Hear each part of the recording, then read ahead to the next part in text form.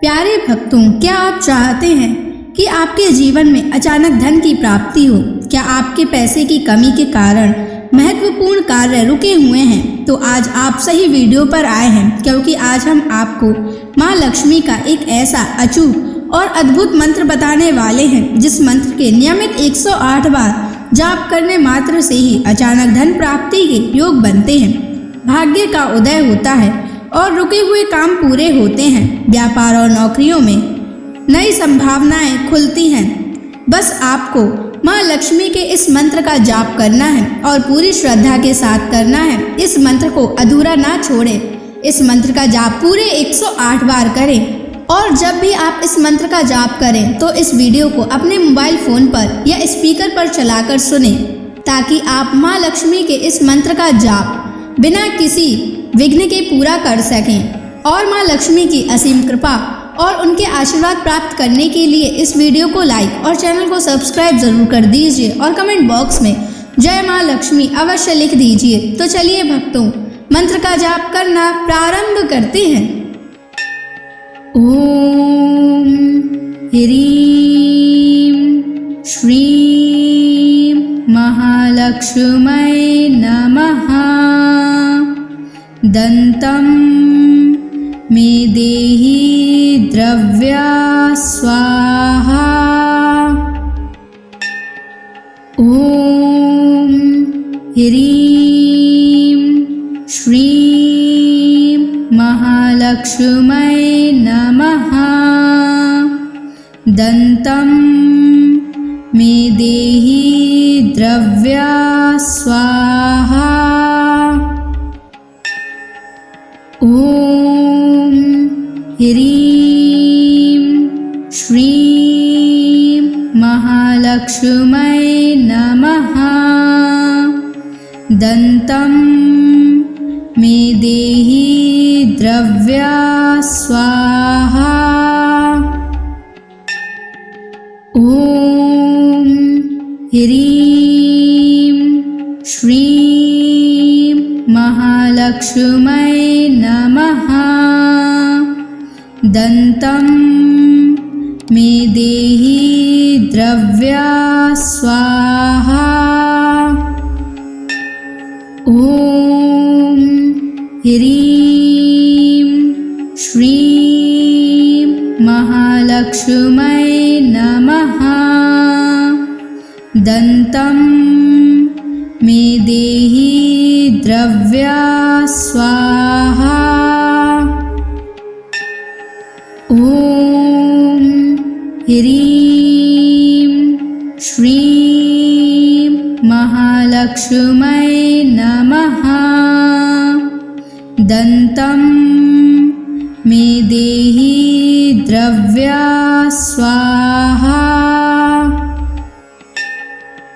ओम ह्रीं श्रीं महालक्ष्मै नमः।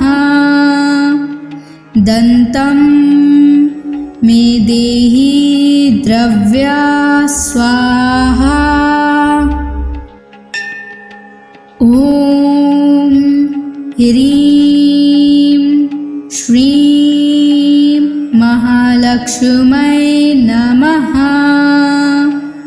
दन्तं मे देहि द्रव्या स्वाहा। ओम ह्रीं श्रीं महालक्ष्मै नमः। दन्तं मे देहि द्रव्या स्वाहा। ओम ह्रीं श्रीं महालक्ष्मै नमः। दन्तं मे देहि द्रव्या स्वाहा। ओम ह्रीं श्रीं महालक्ष्मै नमः। दन्तं मे देहि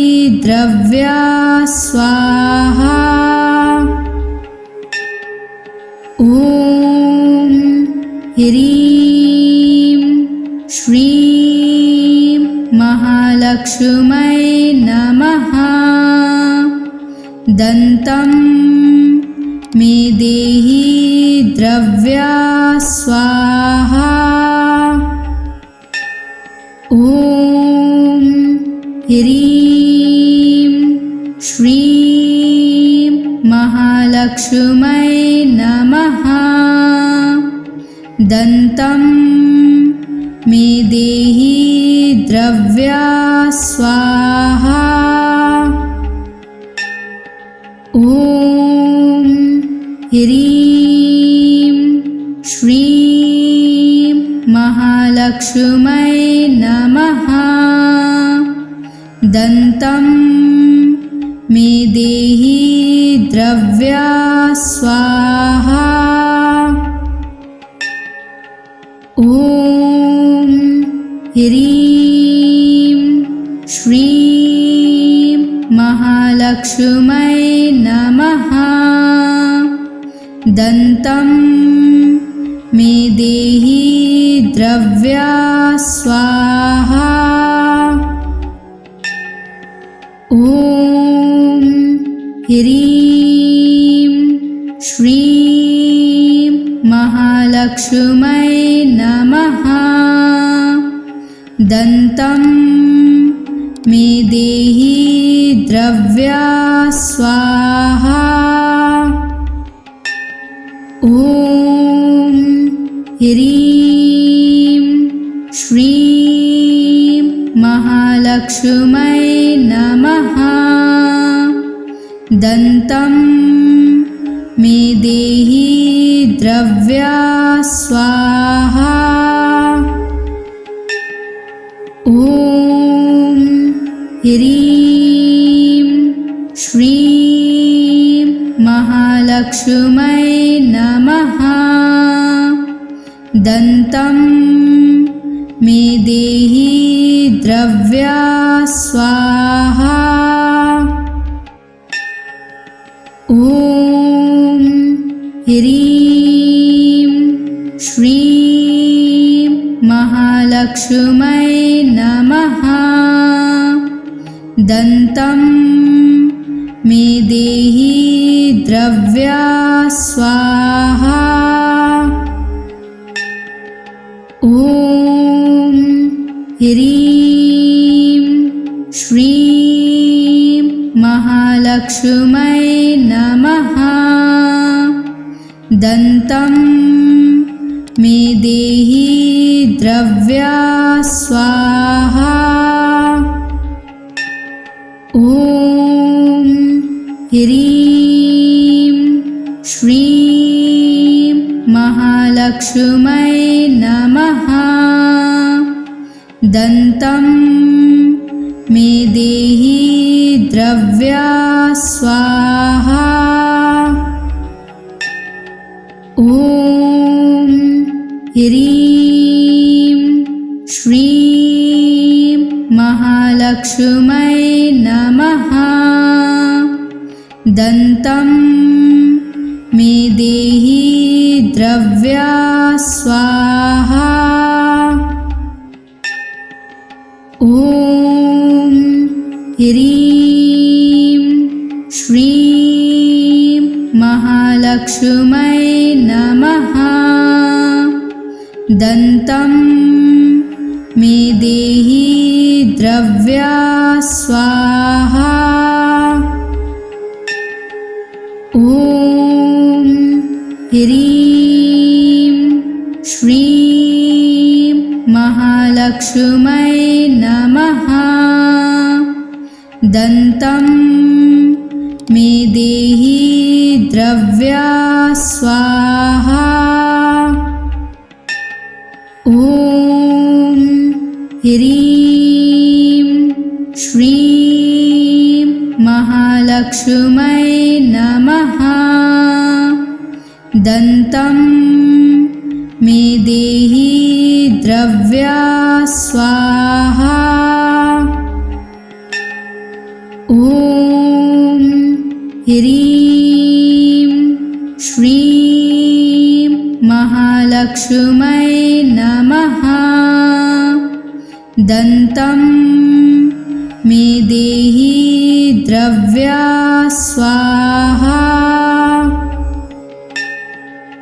ॐ ह्रीं श्रीं महालक्ष्मै नमः।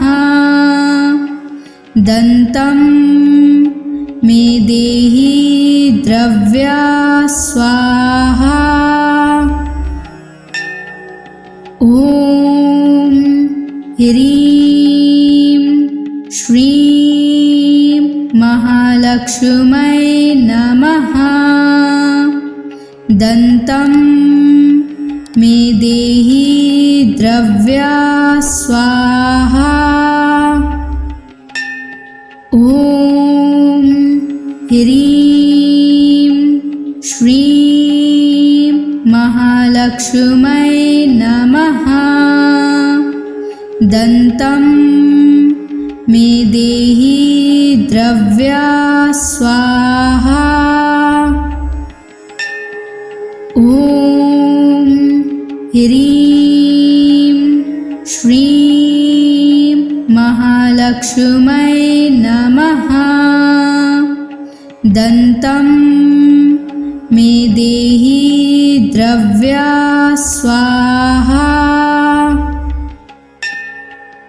ॐ ह्रीं श्रीं महालक्ष्मै नमः।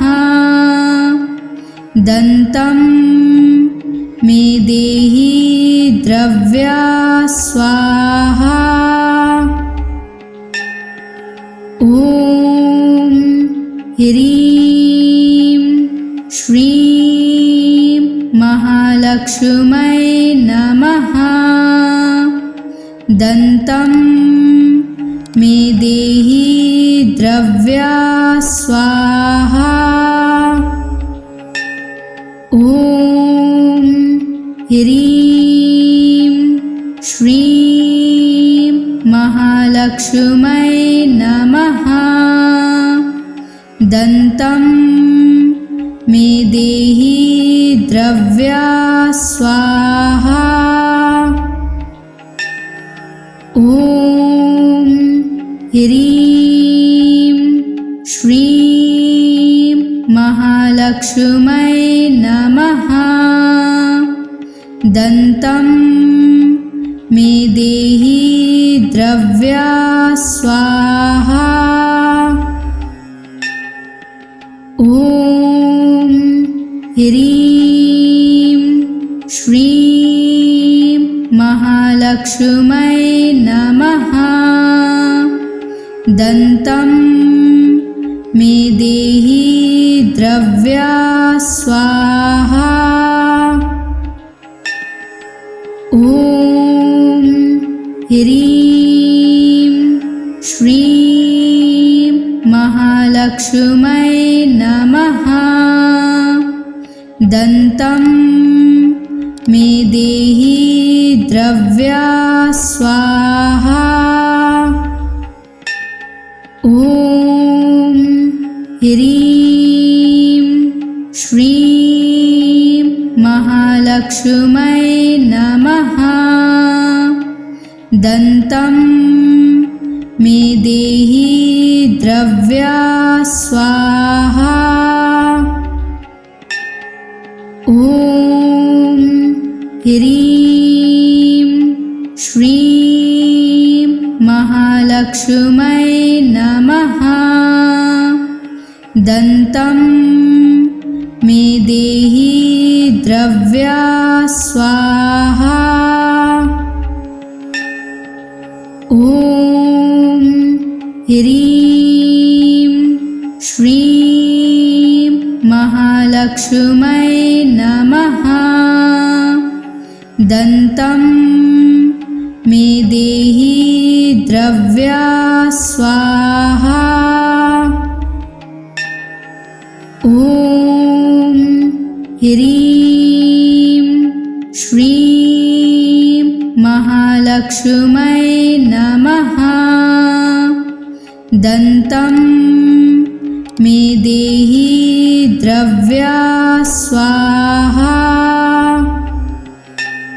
ॐ ह्रीं श्रीं महालक्ष्मै नमः। दन्तं मे देहि द्रव्या स्वाहा। ॐ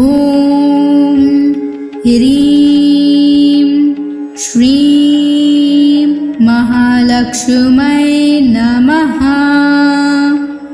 दन्तं मे देहि द्रव्या स्वाहा। ॐ ह्रीं श्रीं महालक्ष्मै नमः। दन्तं मे देहि द्रव्या स्वाहा। ॐ ह्रीं श्रीं महालक्ष्मै नमः।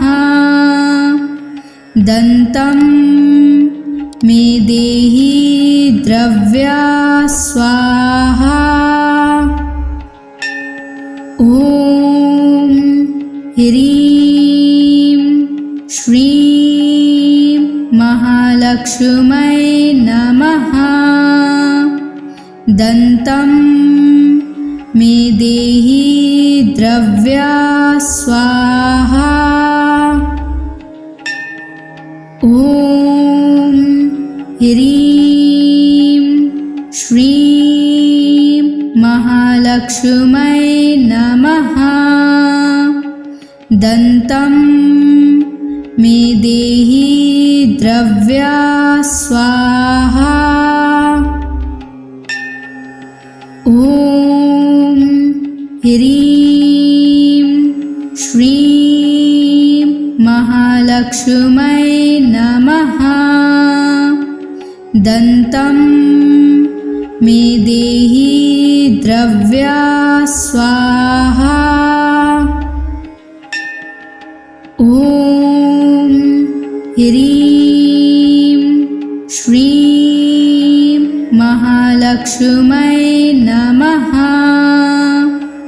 दन्तं मे देहि द्रव्या स्वाहा। ॐ ह्रीं श्रीं महालक्ष्मै नमः। दन्तं मे देहि द्रव्या स्वाहा। ॐ ह्रीं श्रीं महालक्ष्मै नमः। दन्तं मे देहि द्रव्या स्वाहा। ॐ ह्रीं श्रीं महालक्ष्मै नमः। दन्तं मे देहि द्रव्या स्वाहा। ॐ ह्रीं श्रीं महालक्ष्मै नमः। दन्तं मे देहि द्रव्या स्वाहा। ॐ ह्रीं श्रीं महालक्ष्मै नमः। दन्तं मे देहि द्रव्या स्वाहा। ॐ ह्रीं श्रीं महालक्ष्मै नमः। दन्तं मे देहि द्रव्या स्वाहा।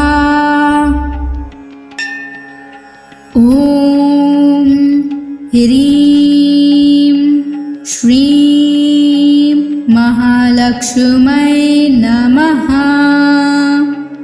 दन्तं मे देहि द्रव्या स्वाहा। ॐ ह्रीं श्रीं महालक्ष्मै नमः। दन्तं मे देहि द्रव्या स्वाहा। ॐ ह्रीं श्रीं महालक्ष्मै नमः। दन्तं मे देहि द्रव्या स्वाहा। ॐ ह्रीं श्रीं महालक्ष्मै नमः। दन्तं मे देहि द्रव्या स्वाहा। ॐ ह्रीं श्रीं महालक्ष्मै नमः। दन्तं मे देहि द्रव्या स्वाहा। ॐ ह्रीं श्रीं महालक्ष्मै नमः। दन्तं मे देहि द्रव्या स्वाहा। ॐ ह्रीं श्रीं महालक्ष्मै नमः। दन्तं मे देहि द्रव्या स्वाहा। ॐ ह्रीं श्रीं महालक्ष्मै नमः। दन्तं मे देहि द्रव्या स्वाहा। ॐ ह्रीं श्रीं महालक्ष्मै नमः। दन्तं मे देहि द्रव्या स्वाहा। ॐ ह्रीं श्रीं महालक्ष्मै नमः। दन्तं मे देहि द्रव्या स्वाहा। ॐ ह्रीं श्रीं महालक्ष्मै नमः। दन्तं मे देहि द्रव्या स्वाहा। ॐ ह्रीं श्रीं महालक्ष्मै नमः। दन्तं मे देहि द्रव्या स्वाहा। ॐ ह्रीं श्रीं महालक्ष्मै नमः। दन्तं मे देहि द्रव्या स्वाहा। ॐ ह्रीं श्रीं महालक्ष्मै नमः। दन्तं मे देहि द्रव्या स्वाहा। ॐ ह्रीं श्रीं महालक्ष्मी महालक्ष्मै नमः। दन्तं मे देहि द्रव्या स्वाहा। ॐ ह्रीं श्रीं महालक्ष्मै नमः। दन्तं मे देहि द्रव्या स्वाहा। ॐ ह्रीं श्रीं महालक्ष्मै नमः। दन्तं मे देहि द्रव्या स्वाहा। ॐ ह्रीं श्रीं महालक्ष्मै नमः। दन्तं मे देहि द्रव्या स्वाहा। ॐ ह्रीं श्रीं महालक्ष्मै नमः। दन्तं मे देहि द्रव्या स्वाहा। ॐ ह्रीं श्रीं महालक्ष्मै नमः। दन्तं मे देहि द्रव्या स्वाहा। ॐ ह्रीं श्रीं महालक्ष्मै नमः। दन्तं मे देहि द्रव्या स्वाहा। ॐ ह्रीं श्रीं महालक्ष्मै नमः। दन्तं मे देहि द्रव्या स्वाहा। ॐ ह्रीं श्रीं महालक्ष्मै नमः। दन्तं मे देहि द्रव्या स्वाहा। ॐ ह्रीं श्रीं महालक्ष्मै नमः। दन्तं मे देहि द्रव्या स्वाहा।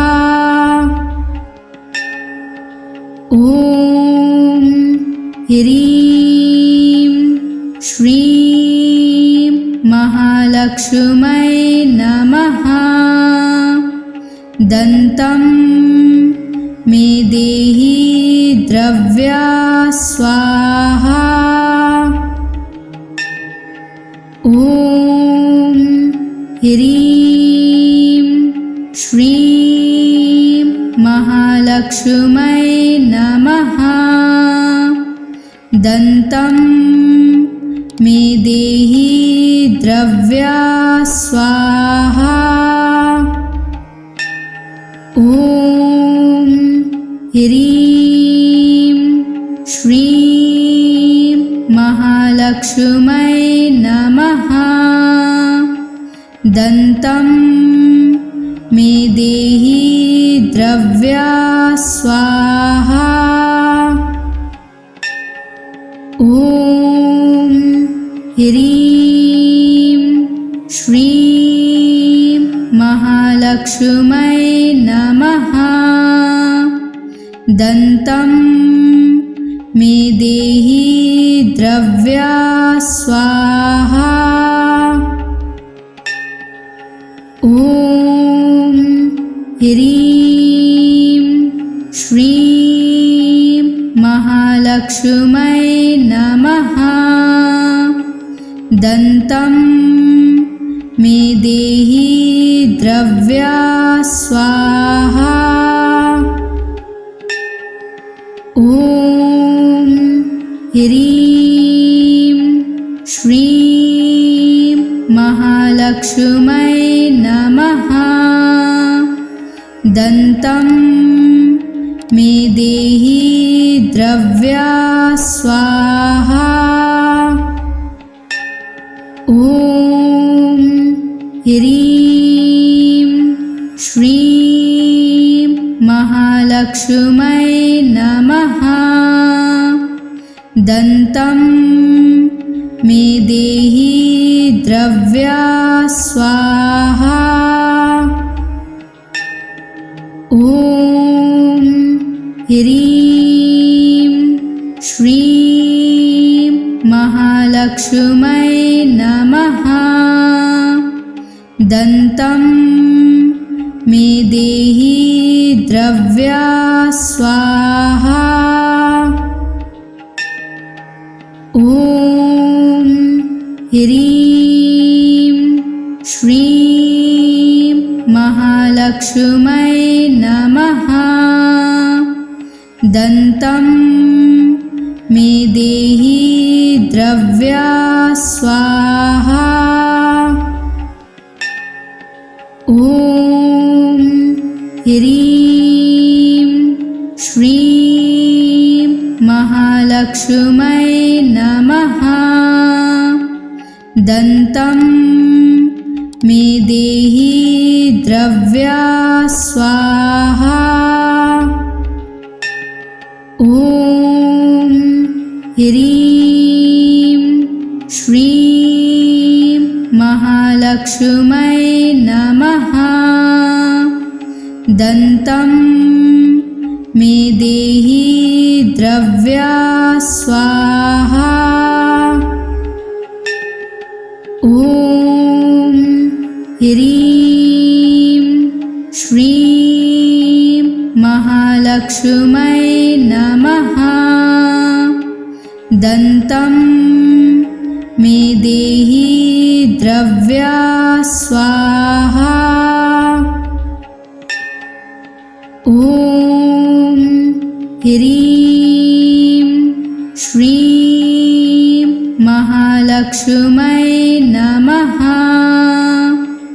दन्तं मे देहि द्रव्या स्वाहा। ॐ ह्रीं श्रीं महालक्ष्मै नमः। दन्तं मे देहि द्रव्या स्वाहा। ॐ ह्रीं श्रीं महालक्ष्मै नमः। दन्तं मे देहि द्रव्या स्वाहा। ॐ ह्रीं श्रीं महालक्ष्मै नमः। दन्तं मे देहि द्रव्या स्वाहा। ॐ ह्रीं श्रीं महालक्ष्मै नमः। दन्तं मे देहि द्रव्या स्वाहा। ॐ ह्रीं श्रीं महालक्ष्मै नमः। दन्तं मे देहि द्रव्या स्वाहा। ॐ ह्रीं श्रीं महालक्ष्मै नमः। दन्तं मे देहि द्रव्या स्वाहा।